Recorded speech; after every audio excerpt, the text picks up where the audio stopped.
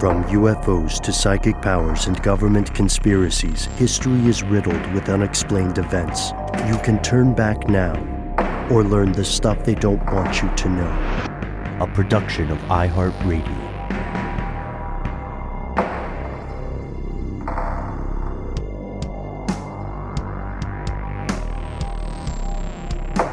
Hello, welcome back to the show. My name is Matt. My name is Noel. They call me Ben. We're joined as always with our super producer, Alexis, codename Doc Holiday Jackson. Most importantly, you are you. You are here. That makes this the stuff they don't want you to know. That's right, fellow conspiracy realists. This is our weekly listener mail segment, which means several of you are our guests on this evening's program. Something awesome happened. You know, every so often, we will ask one of our fellow listeners whether they have expertise in a given field. And we are immensely grateful because, honestly, the majority of the time we ask for an expert to write in, whatever the field is, we get a response, and it's always a really good one. So earlier we asked for a hydrologist to chime in. I think I actually used the word. I was like, I'm not a hydrologist. How does this work? And we are going to hear from a real life hydrologist talking a little more about saltwater intrusion. We're going to learn some very spooky things about Chinese farming in North Dakota. We do want to flag this, folks. There is a story that we're going to give you at the very end. It is important. It is graphic. It is disturbing. It may not be the best for all listeners, especially if you tune in with some of your younglings around. So we will give you a heads up when that story comes in case you need to fast forward or in case you need to skip. Before we do any of that, we're returning to drugs. We're back on the drugs, folks. Oh, no. I thought we were off the drugs that. for a second. Now we're back on the drugs. It's insidious, those drugs.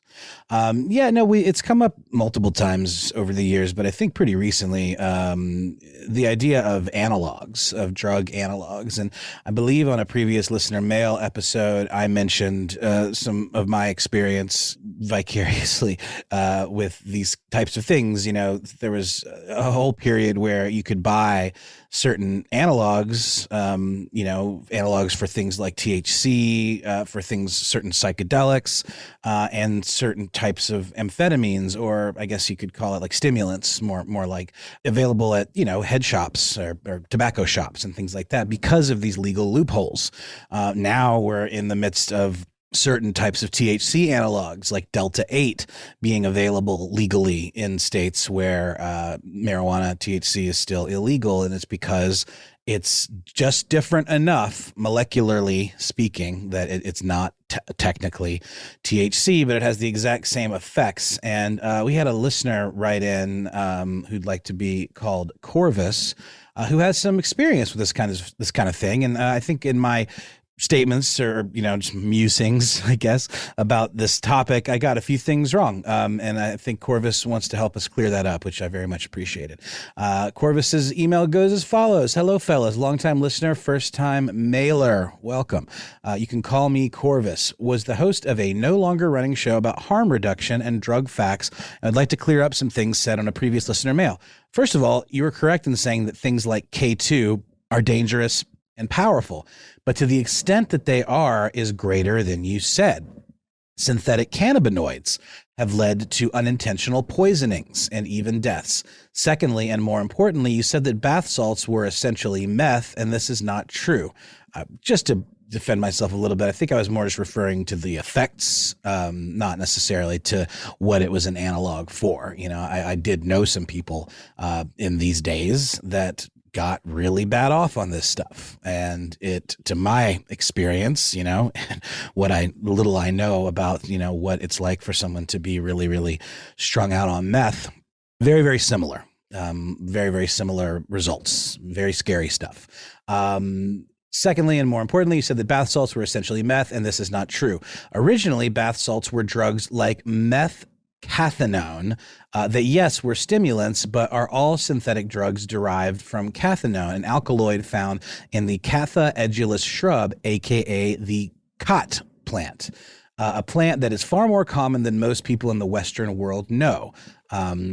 Khat, by the way, is, according to DEA.gov, is a flowering evergreen shrub. This is me, that is abused for its stimulant-like effect. It has two active ingredients, cathine and cathinone, often referred to as Abyssinian tea, African salad, katha, chat, cat, mira, oat, khat, and quadka. And it is, I think, or at least originates in Africa, on the African continent. The email goes on. Saying that bath salts is like meth would be akin to saying cocaine is like meth. While both stimulants and similar, I guess, far from the same thing. Not hating, I just believe in harm reduction, and one of the first steps to that is correct information about drugs. Feel free to paraphrase this if you intend on using it for an episode, and encourage harm reduction research and destigmatization of drugs. Anyway, thanks a lot, fellas, for doing what you do. Best regards, Corvus. Yeah, I think this is a very, very helpful and interesting email, and it kind of got me thinking and doing a little Googling just about, the dangers of analogs. And I came across some pretty recent stories about an analog to fentanyl. There is apparently a cousin of fentanyl, which, as we know, is a very, very dangerous narcotic that, can kill in the amounts of what would visually be like a grain of the stuff. And we know that there have been a lot of cases of this stuff being laced into other street drugs that maybe are not analogous at all to what this substance, makes you feel. Things like cocaine and methamphetamine that are, intended to provide an upper kind of effect. So I've always thought it was counterintuitive that this would be used. But the idea, I think, is that I've never fully understood why it's done. I can understand why they would use it for things like heroin that are, opioids, but it's odd to me that dealers would, or I guess distributors would risk killing their customers by lacing a product with something that can be deadly in such small amounts. But it's not for us to get inside the minds of these type of folks. But recently, Senator Cory Booker of New Jersey talked about introducing, or extending rather, a temporary measure for up to 2 years for existing fentanyl-related substances, and for up to 4 years on some of these new analogs that emerge. So, Ben, you often mention how legislation drastically lags behind technology. I guess maybe drugs aren't exactly technology, but in general, it holds true. If there's a new substance on the street and it's an analog, but it has just enough of a different chemical makeup that it doesn't fall under the previously scheduled, substances, it is tough to push something through that all of a sudden makes that stuff illegal.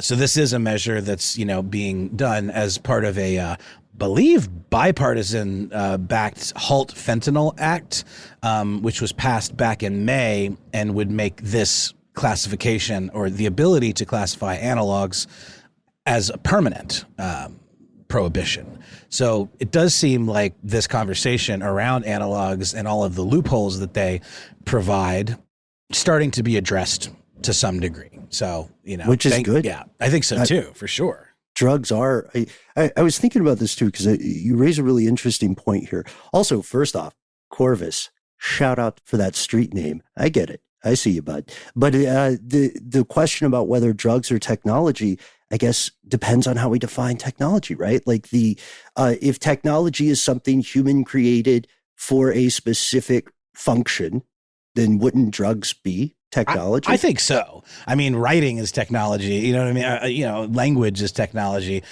I would argue. I mean, pharmacology is a different field than technology, but it does seem to have a bit of a Venn diagram kind of crossover for sure. So with this idea, drugs then are also one of the oldest of human technologies, or they're older, right? I mean, a lot of religions were based on the use of psychoactive substances. So the analog stuff will continue. And I got to be honest, the bigger part of this too is humanity is going to get more into drugs, I think, as technology improves to the point of targeting specific conditions, to the point of preventative medicine.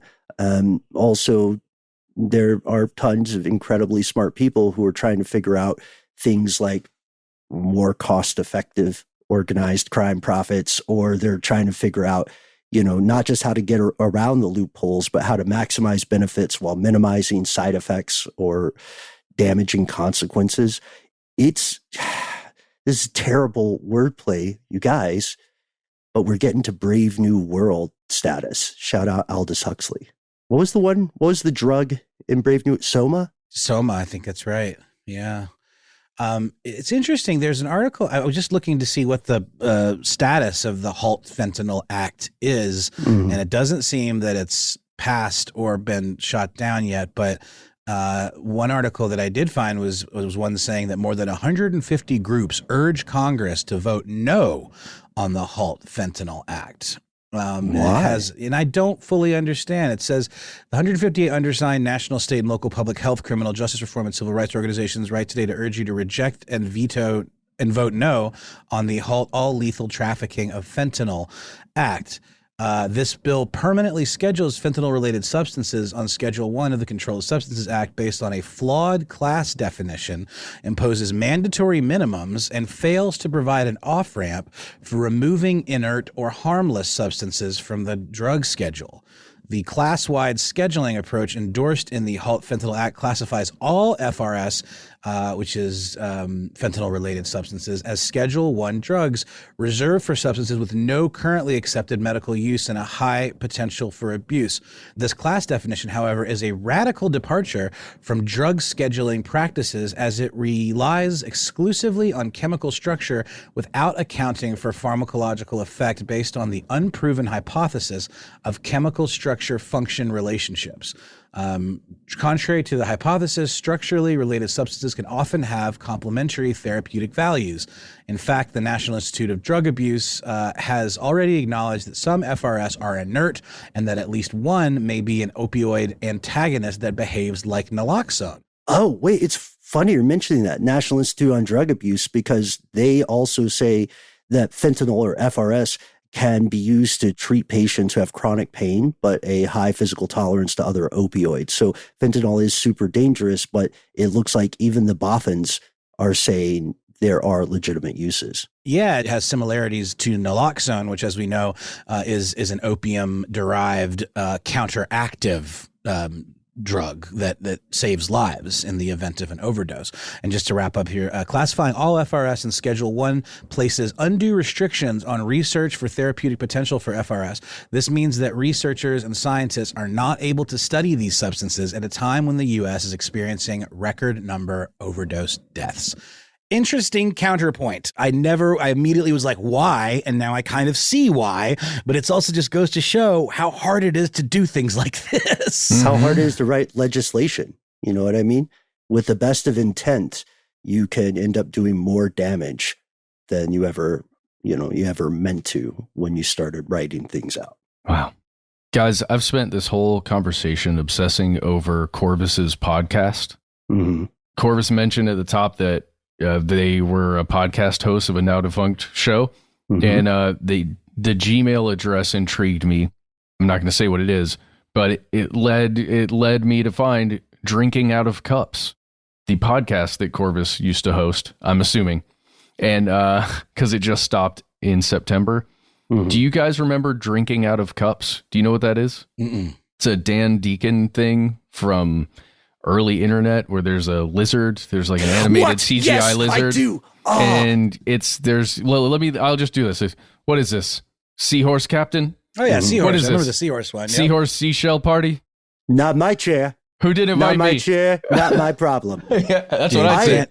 Dan Deacon is a treasure. I built a romantic relationship with an ex based on that thing. I kid you not. God, the early internet was amazing. You're Isn't right. that funny? That was a meme in and of itself outside of kind of Dan Deacon's brilliant musical career. And he's gone on to continue to make great records. And I've seen him live a couple of times. And he does non sequiturs like that live at every single show. Like he is just a font of that kind of stuff. It's a delight. It's almost beautiful. Like seeing a psychedelic concert and stand-up comedy show. And he does audience participation things where he'll have the whole audience form a giant worm and run through. It's hard. You have to see it to believe it. If he's ever in your city, you got to go see Dan Deacon. Mm-hmm. Thank you, Corvus, and thank you, Matt. You have made my evening, and I think I just had a feeling. I appreciate that. I had a feeling you might have had a feeling, Ben.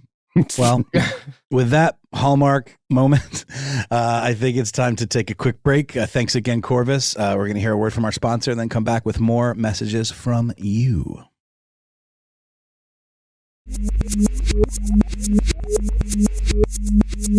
And we've returned. Alexis, Doc Holliday, we need to have some kind of sound cue for when Ben has a feeling. I think that would be amazing, Ben, if we had like a... Persecution. No, I call it persecution. No, I think it would be and awesome. The Grinch's heart grew 3 sizes that day. No, Well, I just have to yes and because I support you guys, and we support you too. I think don't want to it'd be come great. off as salty. No. Segues. I just think it'd be awesome. Okay. Oh, I get it. Salty. Yeah. We're talking about segues. saltwater. Intrusion, I think. There we go. I keep thinking about this subject and I keep bringing it up, and we just had a video shoot and did another thing on it. I'm sorry, guys. It must be, I sound like a broken record over here. But this stuff, I don't know why this problem gives me such dread, feelings of existential dread. Something about just the ocean encroaching on the stuff that we need to drink to survive weirds me out. I don't know. Can we get a quick recap in case anybody missed some of the explorations we've done on this? Saltwater intrusion is like the headline, right? Yes, saltwater intrusion is a thing that happens when you've got a body of water, a river that is flowing in one direction, and then it eventually hits the ocean water. And then the fresh river water pushes against the salty ocean water, and they kind of push against each other until there's not enough water flowing downstream into the ocean, and basically the ocean water begins to creep underneath the river water, and it works its way upstream, and it can do really bad things to infrastructure, other groundwater sources like aquifers and things like that have fresh water in them. It's not good. We just talked about it recently because Louisiana is dealing with this in several parishes right by the Gulf Coast, and there is salt water that is headed up the Mississippi River towards New Orleans, and it's scheduled to be there right around Halloween. So we're going to give you a couple news updates in a moment, but first we're going to jump to a response we got from someone calling themselves Hydro, a hydrologist, after we talked about this on the show. Here it goes. Hi, Matt, Ben, and Noel. I'm a hydrologist, which means I study water. The full water cycle, from the atmosphere to the surface water to groundwater to the ocean. So I was really pleased that you guys covered the saltwater intrusion issues on the Mississippi River in Louisiana. You guys did an excellent job of communicating the science of the issue in a way that's simple for the general public to understand. Oh, hey, appreciate that. Up, Thank man. you. Thank yeah, you. we accept. Hydro just says, as a scientist, this is something I have difficulty doing. After your exploration, it sounded like there was still some confusion of how saltwater and freshwater interact in a river. Perhaps I can help clarify. Saltwater is denser than freshwater, which creates a vertical force when the two mix, causing the denser saltwater to sink to the bottom. However, in this case, both the saltwater and freshwater are flowing horizontally in opposite directions, freshwater downstream, saltwater upstream, meaning there is an opposing horizontal force as well. So you've got vertical force, right, with saltwater wanting to go down, and horizontal force where they're pushing on each other.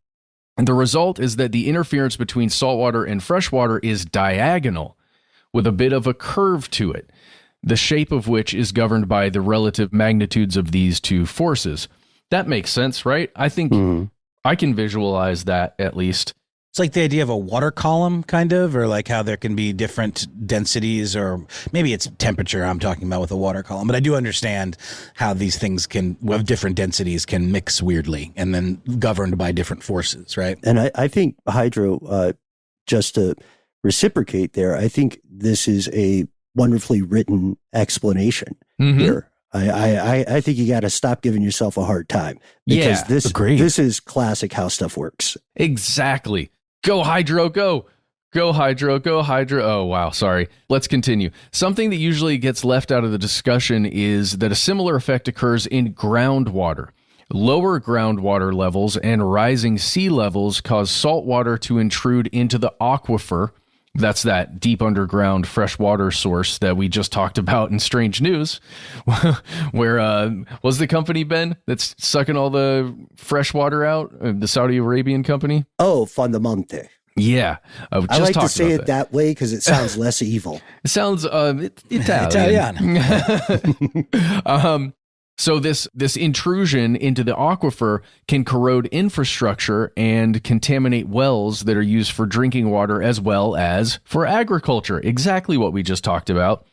And Hydro also puts a note in here that Hydro says corroded infrastructure was a cause of the Champlain Towers collapse in Miami, Florida. Which I believe we mentioned previously. We talked about that on Strange News when it first happened. God, I think that was 2021, guys. What a time. One thing just to really quickly mention is, like, if you ever get a Carfax report for a used car that you buy, they have to tell you if it was like from Florida or somewhere like that, because salt water and the salt in the air can corrode metal and can cause problems that you might not immediately see. Oh, yeah. So before we finish the message here from Hydro, I want to just quickly jump to some information coming out of the NIST, which for anybody playing along at home, that's the National Institute of Standards and Technology. They're the folks that will often investigate after something like a collapse occurs or some kind of disaster, especially where infrastructure has failed. So the NIST has been studying the collapse of those towers. And if you'll recall, that was a 12-story apartment building in Miami that collapsed in the middle of the night at like 1:30 in the morning and tragically killed a lot of people who were sleeping. It was a horrible, horrible thing that occurred. And for a long time, NIST has been trying to prove what happened, right?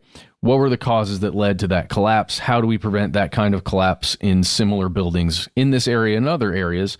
And it was September 7th, they put out another update. And in that update, I didn't find anything about saltwater intrusion into like the lower structures of that building, the foundation. I couldn't find anything on that, Hydro, but if you've got a link or something, maybe send it our way, or we'll keep hunting for it. But I couldn't find it, guys, in my pursuit this morning. But they did mention that it was, at least the latest update from NIST says, it's because the way the structure was built. You know, if you think about going down into that bedrock to actually place the beams that support that structure, it was not built to the building's design codes, basically, or to the architectural designs. Stuff was spaced out a little too far, and that's probably what ended up leading to collapse. But I can imagine saltwater intrusion like this that Hydro is talking about could lead to corrosion on those metal parts. Yeah. Knock-on consequences. Exactly. Right? That's a perfect way to put it. So let's continue back with Hydro's message. Again, this is maybe why it is so threatening to me. Yeah. Saltwater intrusion in Louisiana is also being exacerbated by climate change. Not only are sea levels rising, but precipitation is declining over the long term in the Mississippi River watershed, as well as becoming more variable. That means when it does flood, it's a bigger flood, more water flowing through. When it's a drought, there's less water. It's more, the drought is more severe. On top of that, water use from population growth and agriculture is further depleting freshwater supplies, both in the river and in the aquifers. The combination of these three drivers means that the saltwater intrusion problem is going to get more frequent and more severe for the people of southern Louisiana and the city of New Orleans. But guys, it's not just the Mississippi River that is going to be experiencing this, I think that's why it's important to all of us here, because you can look at these delta areas are very sensitive ecosystems. It's kind of like how when stuff starts going sideways ecologically, you look to the amphibians. Yes. Right? Because of their liminal nature, they are going to be the figurative canaries in the coal mine for damaging changes. And delta regions are similar in that regard because they themselves are a liminal space. So it's, again, don't want to overuse the word, but harbingers. Liminal harbingers of synergy. Oh God, that's our early 90s mixtape, everybody. That's where we just said we're going to jam as many syllables into the verse as possible We are the liminal harbingers. But this is a serious thing. I think it's close to all of us. And it doesn't matter where you live. This will affect you. Well, if you look at the most recent news coming out about the situation in Louisiana, there's some pretty frightening stuff. Basically, the Army Corps of Engineers has set this date, like Halloween. Hey, if we don't get 10 inches of rain by Halloween, it's going to be bad. This saltwater is going to be in the New Orleans water scene. Mm-hmm. Less than a month, 27 days as we record. I know that just because I've now just, instead of my name on these conversations, I'm doing a countdown to Halloween. Oh, look, I love it. Well, we also heard, I mean, not about the saltwater intrusion. It did come up with our amazing tour guide at the Hoover Dam. But, yes.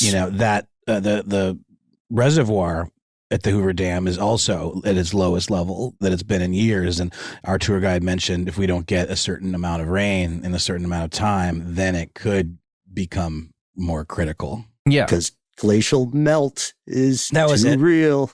Yeah, exactly. Well, but just to jump back to Louisiana, so the Army Corps of Engineers has been sending in literal barges of fresh water to the Plaquemines Parish, which was one of the first parishes or the first areas that was affected by the saltwater intrusion. Like, guys, barges of fresh water are having to travel there because they cannot use their tap water for anything. And it's not sustainable, right? To just be shipping in water like that. And then they're going to have to continue shipping in water further north, like upstream on the river, to get the human beings the water they need. So the latest development, or the thought, I guess, is putting in a 48-inch PVC pipe that would run to these affected areas from way upstream on the river, like north on the river. So basically just diverting the way Hoover Dam diverted water, right? We just learned about that. But they're going to divert some of that Mississippi River to these places so you could at least have a tap of fresh water that you could hopefully even plug into the water treatment plants if you needed to. But the Army Corps of Engineers is planning to have to run barges of water and do this stuff until January. Until January, guys. Months. In their defense, too, that they need to plan redundancy. This is not their first rodeo. So they could say what their logic or their calculus could be something like, we will only need this until December, but we definitely need 30 days because we still can't really predict the weather. Well, yeah, that's it. You have to give contingencies because you have no idea how much water is actually going to show up, but the outlook doesn't look like it. Mm-hmm. Right? It doesn't look like it's going to get any better anytime soon. And again, to the question that always comes up, and I think we talked about at the top of this episode, desalination is just not a functional thing, at least where it stands currently. The idea of needing some sort of massive power source to do that. It's not like Waterworld where you can just pee into the thing and it turns into, drinking water. Although I think there are things like still suits that do that, right? Isn't that a thing? So why can't, so if we can do that with a suit and urine, why can't we do that with water? Well, because it's a personal amount. That's probably why. Do it at scale. Yeah. Okay. Good. Yeah. Also, don't drink your own urine, folks. I know, but it's sterile. I know people have made it look cool, but I've looked into it. Cool. They made it look like, hardcore survivalism, but it will reduce your ability to survive in disadvantageous situations. I really quick, tiny aside. I got this. I think I mentioned I got a dehumidifier from my basement studio, and it fills up daily. It's gotten a little cooler recently, so it's taking a little longer. But the water is apparently, it's like you can use it for watering and stuff. But I was told, and I don't know if this is true, but maybe you guys can speak to it, that you shouldn't drink it because it can give you Legionnaire's disease. Yes, 100%. Do not drink water from. I was so dumb. I didn't understand. I'm so sorry. I will apologize 1,000 times. We've been written. So many people written to us. People that say, "Do not do that. Filter that stuff. Boil that stuff. Then maybe think about drinking it. But do not drink it directly from. Treat it as gray water." So this is again. We're adding to the list of things you shouldn't drink. 1, your own urine. 2, water that has not been cleansed. in one way or another. Those are the top two, but I think a lot of the other ones are reasonable things that you should assume you shouldn't drink. Yeah. One last thing on desalination, then we'll get out of here. The Plaquemines Parish president, a gentleman named Keith Hinckley, he says at least that he's hoping that Louisiana as a state will put forth funding to invest in desalination, specifically in that region where it's been affected by this saltwater intrusion over time. It's almost like an investment, right? A long-term investment. That's he's putting out a plea, I guess, to the state of Louisiana. Let's invest some money and actually do this. So if it happens in the future, we'll be okay still. Which seems like a smart move to me. Who knows? All right. Well, that's it. Thank you so much, Hydro, for giving us that insight and for describing some of those processes in such a great way. Really appreciate you. We'll be right back with more listener mail.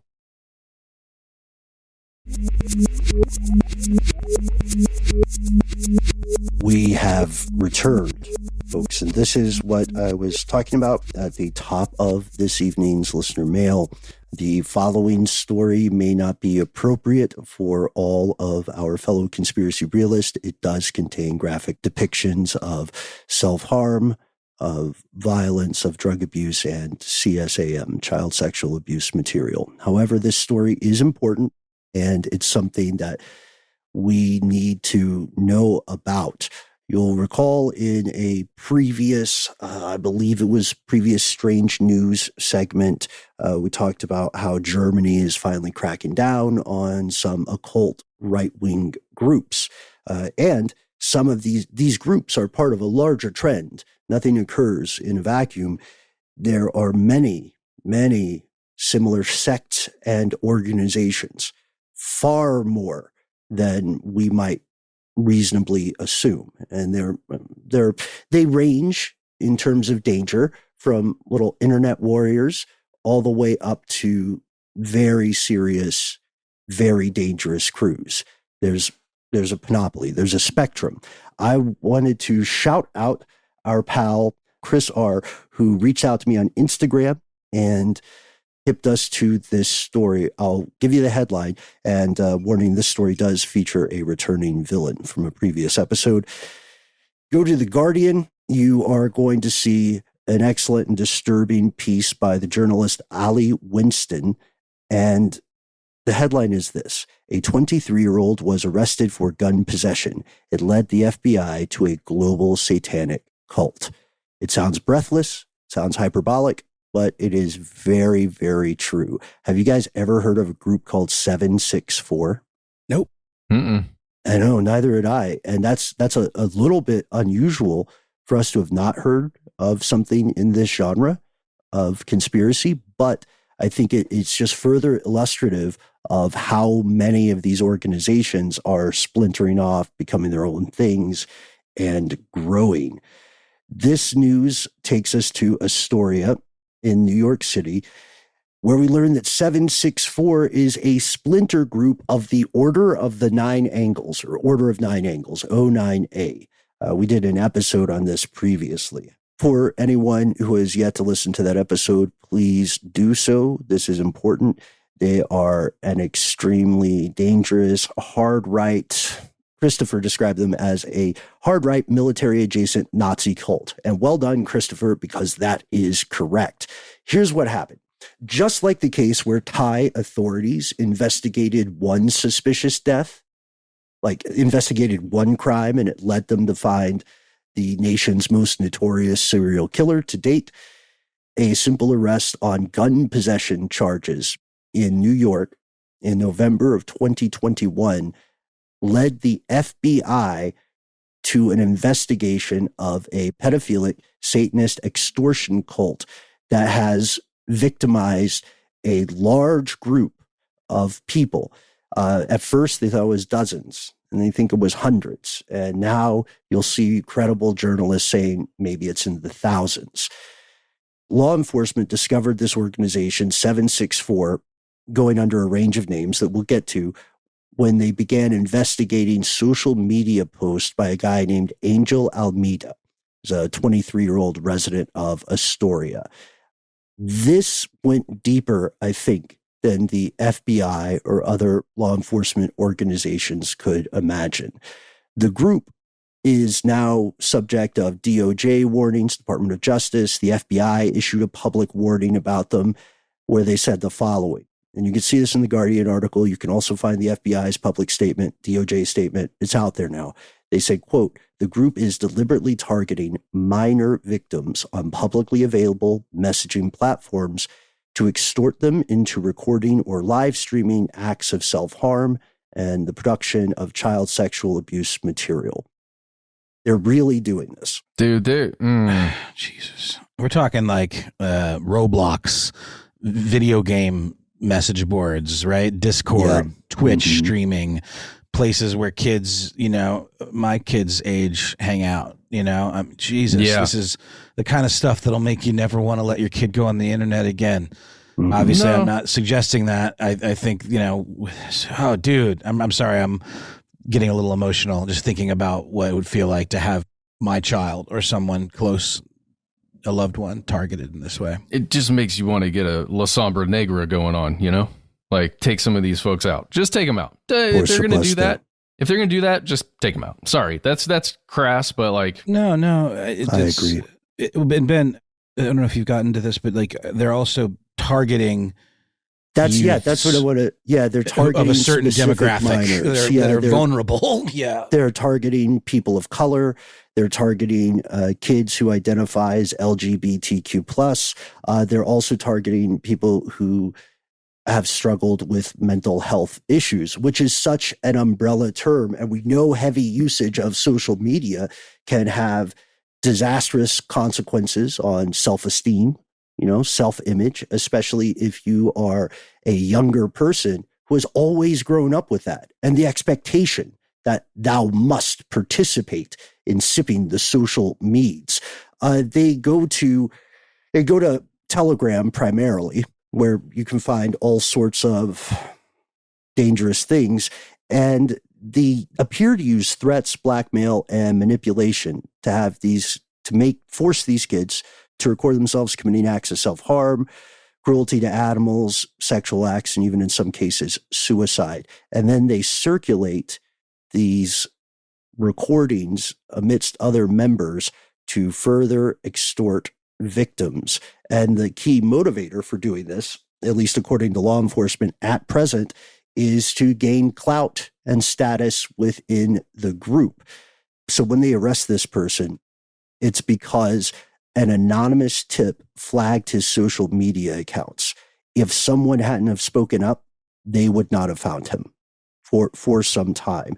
He is a supporter of Dylan Roof, the far-right white supremacist who shot all those innocent people at a church in Charleston in 2015.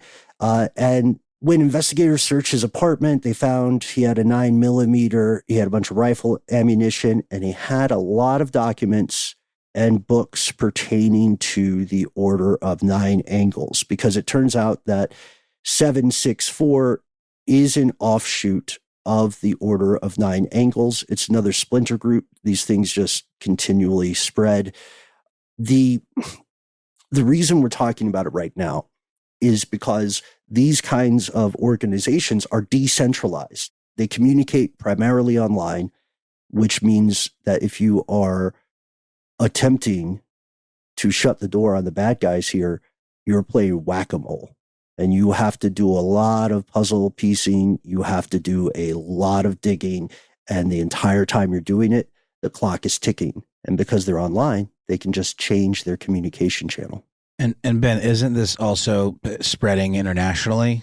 Yes, this is a worldwide organization now. There are people in the UK and Germany who are proven to have participated. There are also homicide suspects.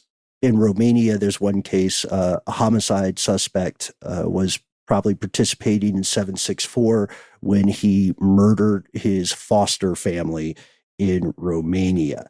And it continues.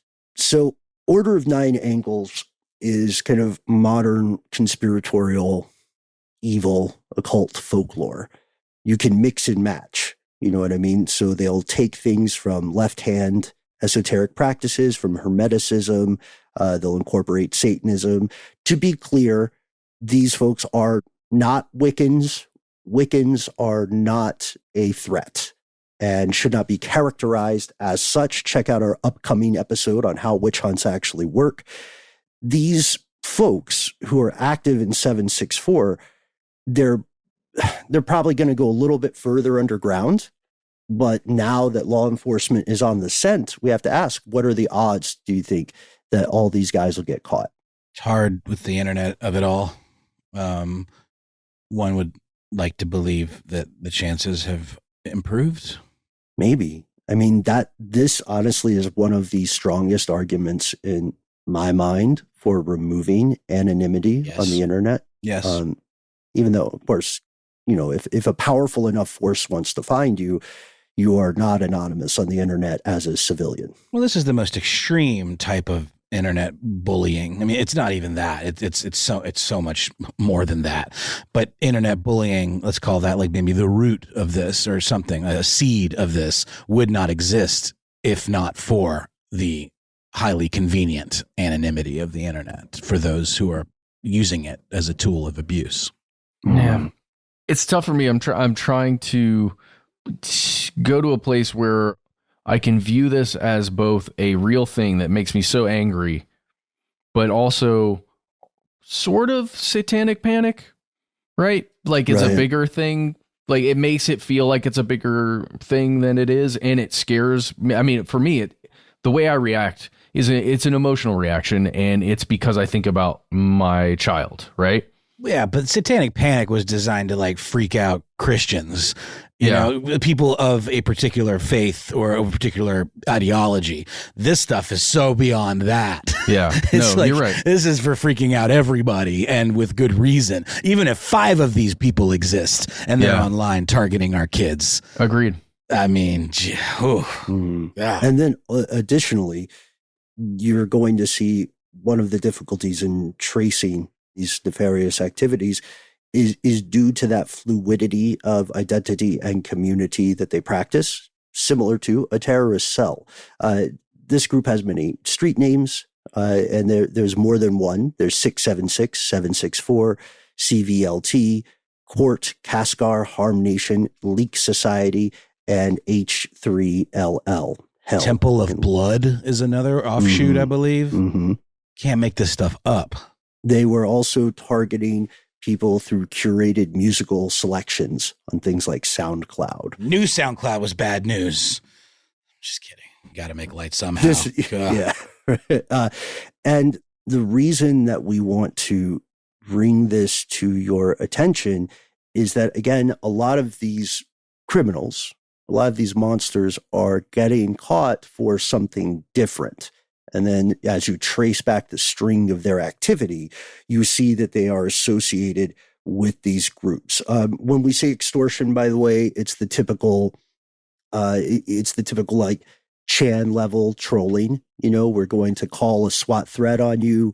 We're going to dox you. Your parents will find out. Yeah, things qualities. Like that. Yeah. And the end goal in these cases, it's not just the lulls. The end goal in these cases, like the top achievement for these guys, like Almeida, is to push someone to the point that they commit suicide on live stream. This is an active, ongoing conspiracy. Do recommend, no matter how you feel about law enforcement, I think we can all agree that this does need to stop. I do recommend checking out the DOJ's announcement about this. Check out what the FBI has written as well. The FBI includes some warning signs that will be useful for you if something seems off with someone close to you, one of your loved ones.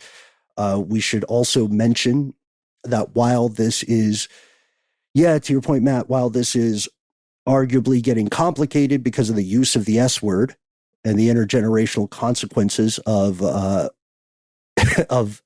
outbreaks of mass hysteria like satanic panic, it's not just a thing where, although this group may target children, and definitely has, and will continue unless they are stopped, we need to remember that other people get targeted too by different organizations. You know, you mentioned revenge pornography, right? Which legislation is still trying to catch up with.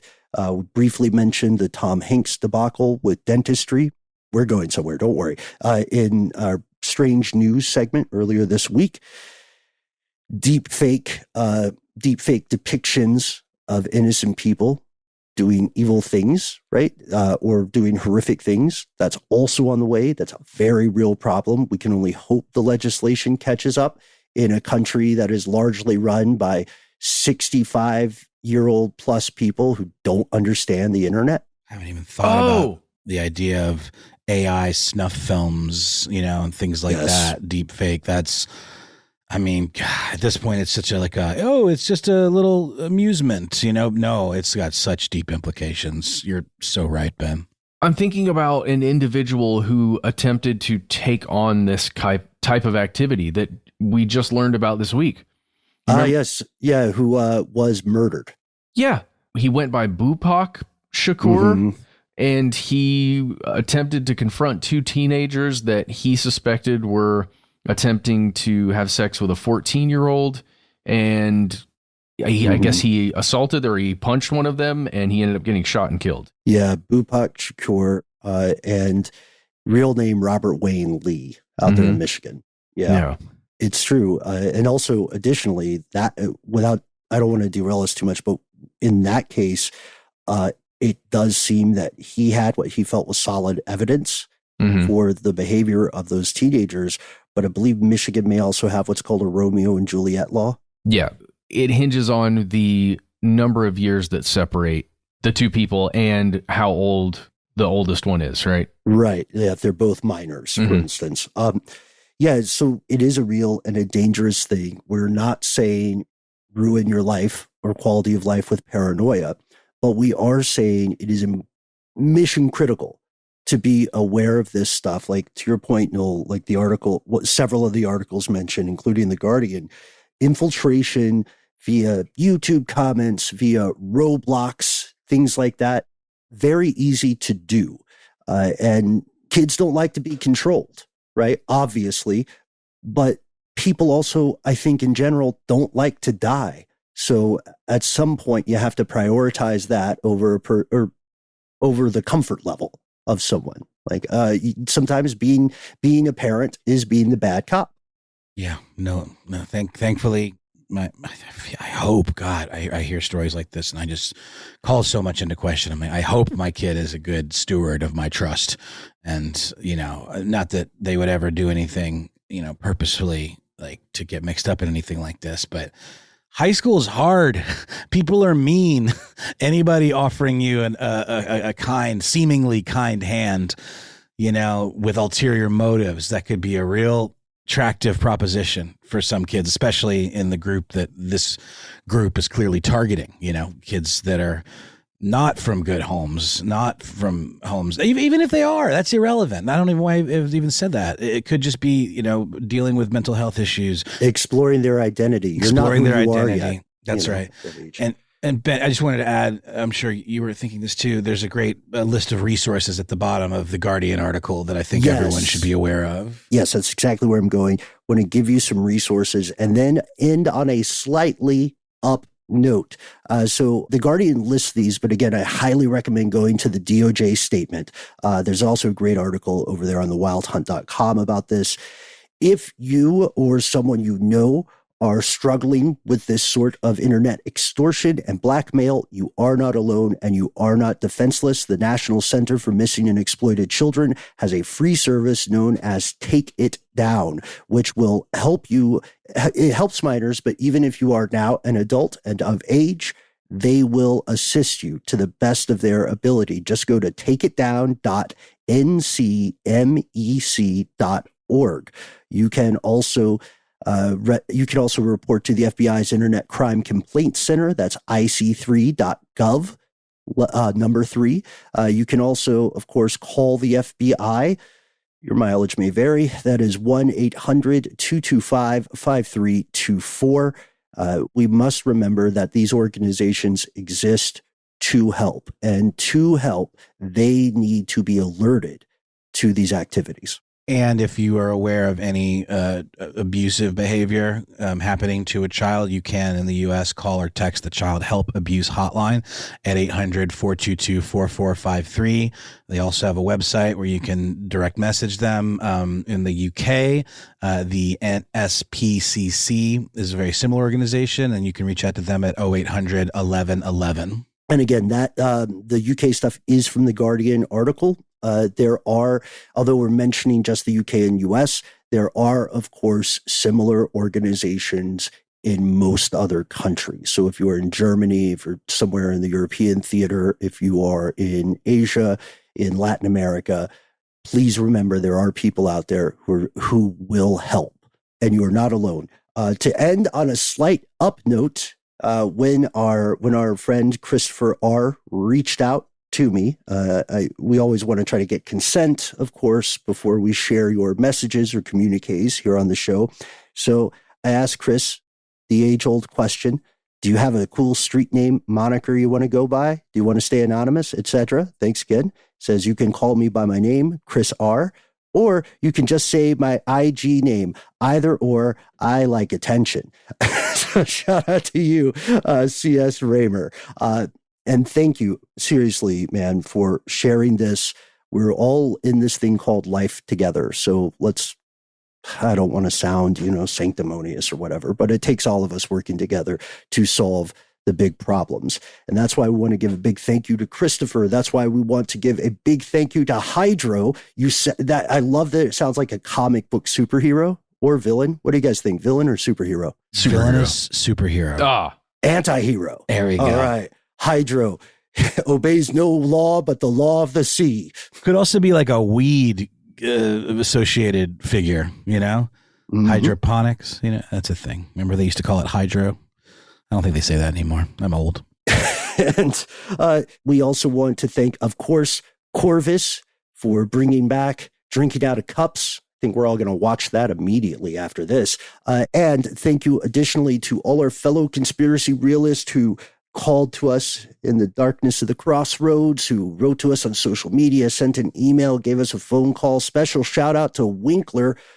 You raised an excellent, disturbing point about some Chinese interest in North Dakota. Unfortunately, we weren't able to get to it this evening, but we will make it so in the future. If you would like to join up with your fellow listeners, we would love to have you on the show. And we try to make it so easy to talk to us. By the way, I just texted my kid, you aren't being targeted by any Satanists online, are you, boo?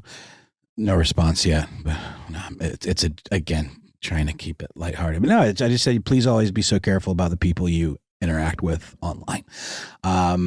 But you can interact with us online. We're good people. You can reach out to us at the handle Conspiracy Stuff, where we exist on X, FKA Twitter, Facebook, and YouTube. On Instagram and TikTok, we are Conspiracy Stuff Show.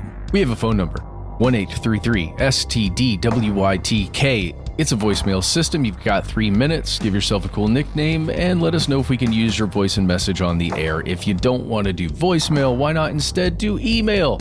We are Conspiracy at iHeartRadio.com.